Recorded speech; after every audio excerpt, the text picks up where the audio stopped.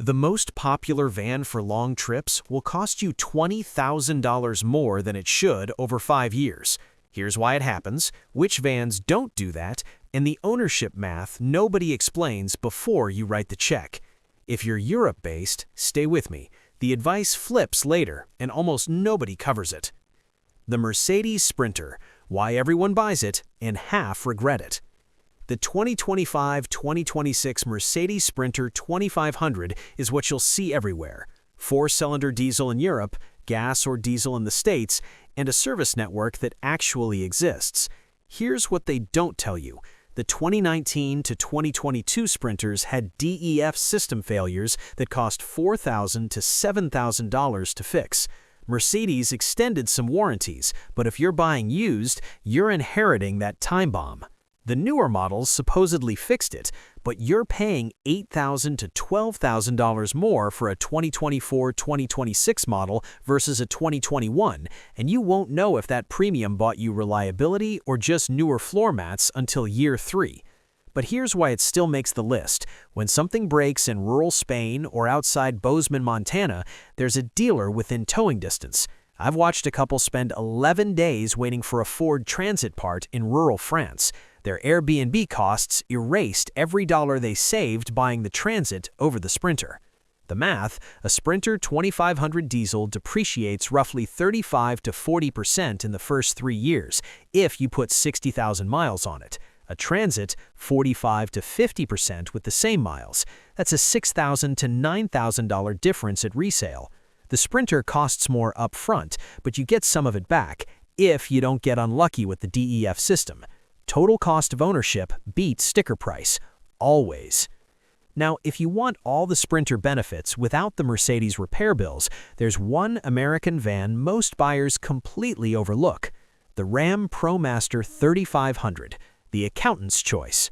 Front-wheel drive, lower floor, easier step-in, better fuel economy, and Chrysler parts pricing instead of Mercedes. A ProMaster alternator, $320. A Sprinter alternator, $890. The 3.6-liter Pentastar V6 is bulletproof boring. It's been in millions of minivans. Every small-town mechanic knows it. The downside, gas only in the US, and you'll get 14 to 16 mpg loaded versus 18 to 20 in a diesel Sprinter. Over 50,000 miles, that's roughly $2,400 more in fuel at $3.50 a gallon. But you'll save that in year 1 on insurance and maintenance costs. Resale depreciation, about 48 to 44% in 3 years with heavy use.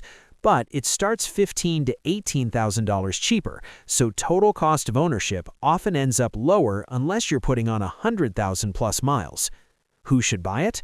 US-based buyers doing long trips but not full-time, people who want to self-maintain, anyone who values low step-in height. Who should avoid it? Europe buyers, sparse dealer network, people who need diesel range, anyone planning serious off-pavement travel. But if you want the absolute lowest cost per mile over 10 years, and you're willing to drive something that looks like your grandfather's RV, the Ford Transit 3500 EcoBoost is the boring winner for US buyers, and it's the least exciting option. It's everywhere, which means used inventory is deep, prices are competitive, and every Ford dealer services them. The EcoBoost had turbo issues in 2015 to 2018 models, wastegate failures around 80,000 to 100,000 miles, costing $2,200 to $2,800 to fix, but the 2020 plus models are solid. Parts availability is absurd. Rock Auto, Amazon, local auto parts stores, everyone stocks Transit parts. A water pump, $85. A Sprinter water pump, over $300. Resale depreciation, about 42 to 44% over 3 years with 60,000 miles. But because the starting price is lower than the Sprinter and the running costs are the cheapest of the 3, your 5-year total cost of ownership is typically $8,000 to $12,000 less than a Sprinter if you're buying new. Total cost of ownership beats sticker price, always. The problem, in Europe, the Transit diesel network is decent in the UK but patchy in Southern and Eastern Europe, and the Transit Custom is too small for long trips unless you're solo. So here's the controversial take that'll make half of you angry. Why you shouldn't buy a 4x4 conversion van for long trips. A 4x4 conversion adds $18,000 to $35,000 to your build cost. It adds weight, reduces fuel economy by 10 to 15%, introduces more failure points, and destroys your resale market.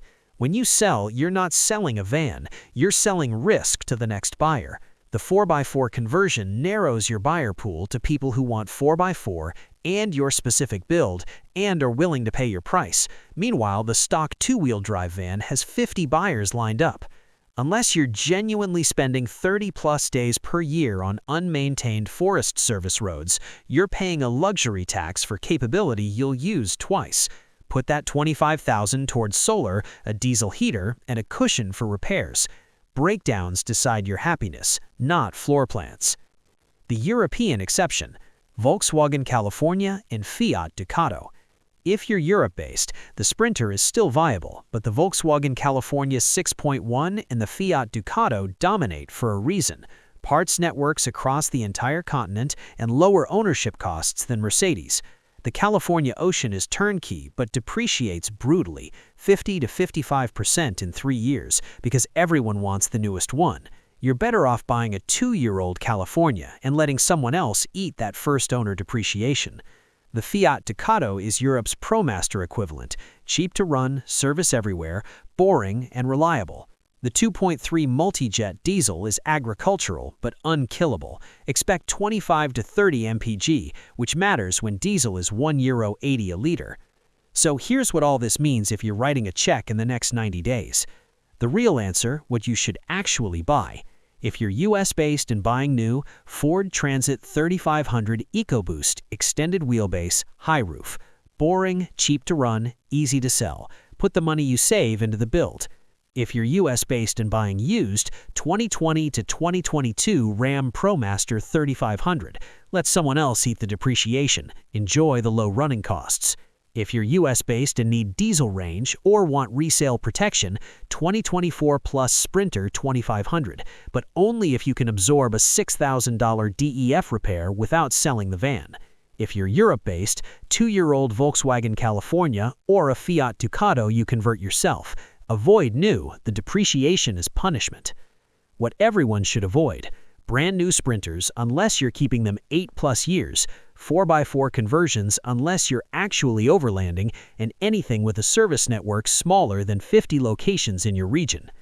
The one thing nobody wants to hear: the best camper van for long trips is the one you can afford to maintain without panic when it breaks. And it will break. Not if, when. When you sell, you're not selling a van, you're selling risk to the next buyer. The van that lets you sleep at night isn't the one with the best Instagram aesthetic. It's the one where a breakdown doesn't mean selling it at a loss or going into debt. Total cost of ownership beats sticker price every single time. Tell me I'm wrong about the 4x4 thing in the comments, or tell me which van you bought and whether you'd buy it again.